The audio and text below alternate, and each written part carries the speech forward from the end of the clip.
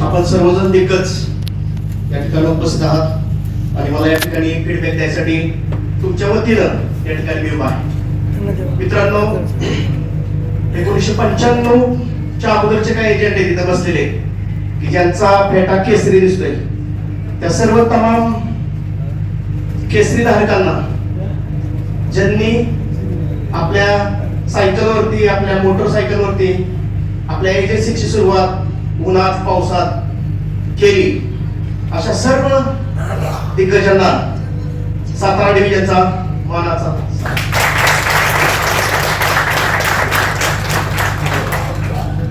सर्व म्हणजे पहिली बात एक आहे की पुरा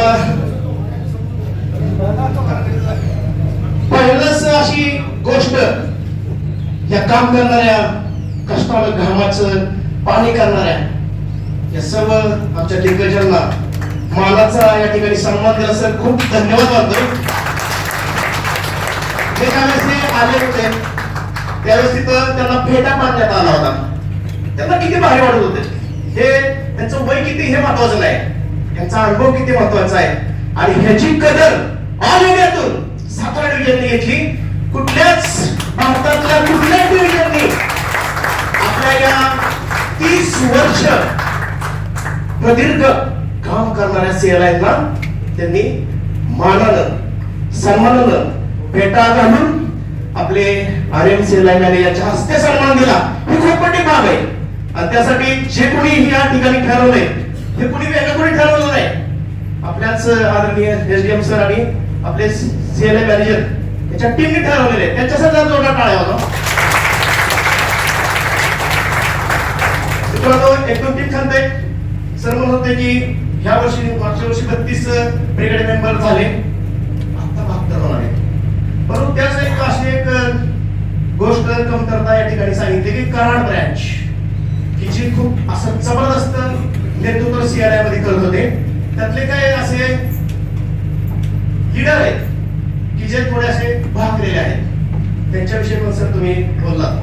पण एक लक्षात ठेवा की हे बहकलेले जे लीडर आहेत त्यांना सरांनी त्याकडे लक्ष दिलं नाही. खूप नाराज व्हायचे सर की मी जेव्हा त्या बहकलेल्या लीडरला फोन करतोय, कॉन्टॅक्ट होत नाही, समोर येत नाही. पण सरांनी त्याचा ना विचार करता नवीन असं काय सीएलआय नेतृत्व केलं आणि असं काय ह्या डिव्हिजन मध्ये टॉप लेवलला आता 6 मेडल सारखं नाव यायला लागलेलं आहे. तर हे सगळं श्रेय सर इनको जात आहे. त्याच समजायला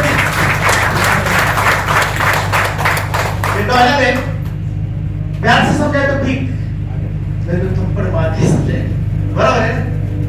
इनके बारे में प्यार से समझाए तो व्हाट्सएप से ठीक, नहीं तो कॉल करके उसको बार बार प्यार से समझाएंगे. ये आपने बरोबर से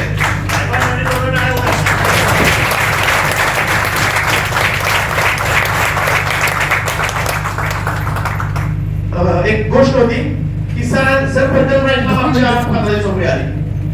एक अभिमानाची गोष्ट आमच्यासाठी आहे. जसं सातारा डिव्हिजनने पहिल्यांदाच या ठिकाणी उपस्थित असलेल्या सर्व 30 वर्ष काम करणाऱ्या विमा प्रतिनिधींचा सत्कार केला. तसं मागच्या महिन्यामध्ये, मागच्या नोव्हेंबरमध्ये आम्हाला उज्जैनला जायची, उज्जैन इंदोरला जायची संधी मिळाली सर, चेअरमन क्लब कन्व्हेन्शनला. तर तिथं काय सत्कार होता की जे एजंट 25 वर्ष लगातार सीएम क्लब आहेत त्यांचा सत्कार केला. पण सर ह्यांचा सत्कार करणं खूप गरजेचं होतं, कारण की ह्यांचा भारत कधी छटा करत नाही ना, त्या लोक साडे ज्यावेळेस घरातून निघाले असतील त्यावेळेस त्यांनी सांगितलं काय चाललंय, कशाला चाललंय. माझा सत्कार आहे.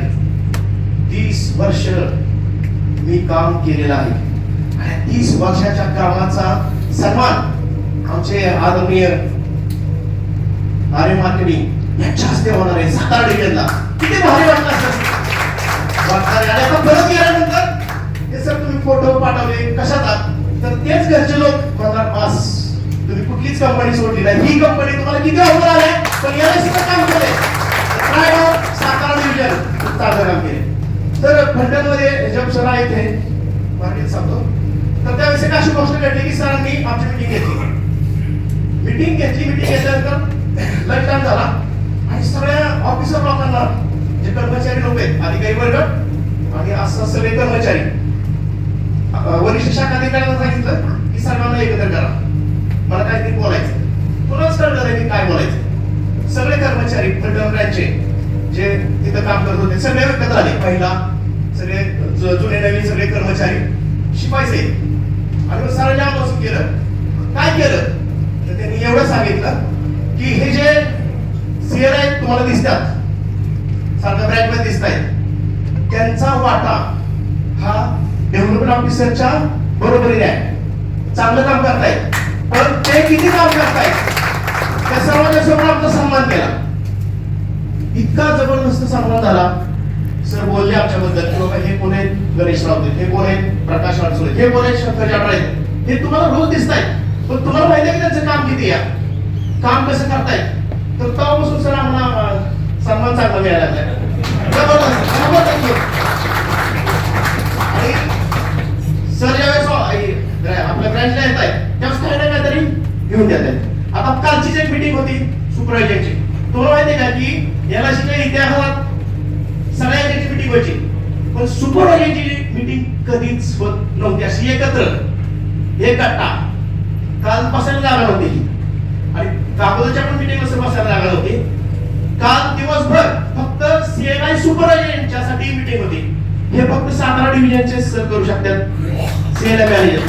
आणि हा माणूस असा आहे की हरत नाही. सकाळ दुपार संध्याकाळ जसं मध्ये पॅच समजायचो ठीक नाही, तो बार बार उसको समजायचे. तसंच ते व्हॉट्सअपला डायरेक्ट मेसेज करतात आणि ह्या मेसेजच्या अनुषंगाने रोज कार्ड करायला पाहिजे, रोज एजेंट ही करायला पाहिजे, सक्ती करतात, प्रेमाची सक्ती करतात. हमें डर है सर कि अभी ये मार्च में तो ये 100 का फील्ड में काम कर रही है सातारा डिवीजन से अलग, मगर ये जाने वाले ऐसा थोड़ा हमें संकेत मिल गया है, जाने वाले नहीं. अगर वो जाएंगे तो हमारा स्पीड का क्या होगा. रोक लो रोक लो रोक लो.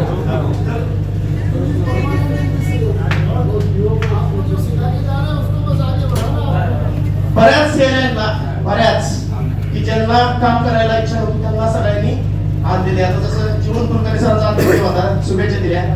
जाणीवपूर्वक छोट्या छोट्या गोष्टीत सर तुम्ही पाहिल्या आणि आज एक वेगळं अस्तित्व आपलं जे डिव्हिजन आहे आपल्या झोन मध्ये टॉप लेवलला जाते. हे कशामुळे जाते, छोट्या छोट्या ऍक्टिव्हिटी. आता मी बऱ्याच वेळा बघितलं की सर आम्ही इथं बऱ्याच वेळा जेवणाला येतो, तर ज्या दिवशी सुपरवायझर असतात सीएल असतात त्यांना जेवण दर्जेदार मिळते त्या दिवशी. सरांना म्हणलं तसं म्हणजे माझं जेव्हा स्टँडअप येईल ना तेव्हा हे बोलत राहा. माझं जेव्हा स्टँडअप म्हणजे स्टँडअपचा कार्यक्रम असेल त्यावेळेस, पण स्टँडअपचा कार्यक्रम विचार सर तुम्ही आम्हाला बघितलं. काल सुद्धा आम्हाला दर्जेदार जेवण दिलं होतं, आता ते दर्जेदार जेवण. तर त्यामुळे सर आता हमें डर लग रहा है कि अगर इधर नहीं रहेंगे दूसरे डिवीजन में प्रमोशन पे जाने ही वाले हैं, कोई रोकने वाला नहीं. लेकिन डर लग रहा है कि क्या हो जाएगा. ठीक आहे, चांगल्या गोष्टी ज्यावेळेस आपल्या होत्या तेव्हा चांगल्या होण्यासाठी काय केलं जातं, छोट्या छोट्या ऍक्टिव्हिटी, त्या छोट्या छोट्या ऍक्टिव्हिटीनं ही टीम पुढे चालली. आणि जसं सरांनी सांगितलं की एजंट कमी होऊ नये, ते पर्सनली कॉल करतायत. दोनदा तीनदा कॉल करून शेवट पण त्या सीएनआयला कॉल करतायत की उद्या त्यांनी शेवटची एजन्सी त्याला काहीतरी सांगा.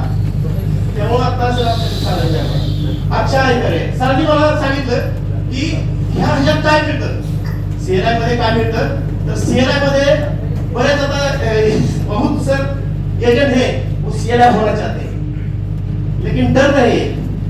क्यों डर रहे मालूम है कि जिस आदमी ने उनको एजेंट बनाया है उनको डर रहे, घाबरत आहेत की जर मी सीएनआय शिफ्ट टिकली आणि मला जर तिथून ज्ञान नाही मिळालं, मीटिंगला नाही बोलवलं, मान सन्मान नाही दिला तर माझं कसं होणार.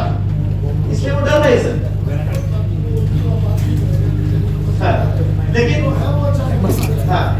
लेकिन जे आहेत ते चांगले काम करतायत, त्यांना चांगली ऊर्जा देण्याचं काम डिव्हिजन करते. आणि सगळ्यात चांगली गोष्ट कुठली की आपल्याला 22 सप्टेंबर 2025 या दिवशी काय झालं, जीएसटी गेला. जीएसटी हटा, जीएसटी को हटा दिया. तेव्हापासून प्रायव्हेट इन्शुरन्स कंपनी घाबरायला लागली. त्यात जीएसटीचा जो वाटा होता तो एजंटच्या मध्ये सप्लाय करायचे. प्राइस मध्ये त्यांना व्हॉलेंटियर द्यायचे, घाबरायला लागले. आता जर कमिशन माहिती तर त्या सर्वांचं कमिशन 4% काही ठिकाणी, 5% काही ठिकाणी, 6% खाली आलेले. आणि आपलं कमिशन काय आहे तसंच आहे. आपल्या इन्शुरन्स पॉलिसीचा बोनस वाढत चाललाय, जीवन लाभचा बोनस वाढला. परत त्याचबरोबर आपलं कमिशन LIC वाढवायचं सुरुवात केली. कशाच्या माध्यमातून की CNI ला जे ब्रिगेडशिप आहे त्या ब्रिगेडशिपच्या माध्यमातून आपलं कमिशन वाढवलेलं आहे. त्यामुळं डोंट वरी, ज्या संस्थेवर तुम्ही आहात ही संस्था आपली आहे आणि सरांनी जी ऍक्टिव्हिटी केली ते आपल्यासाठी महत्त्वाची. धन्यवाद सर.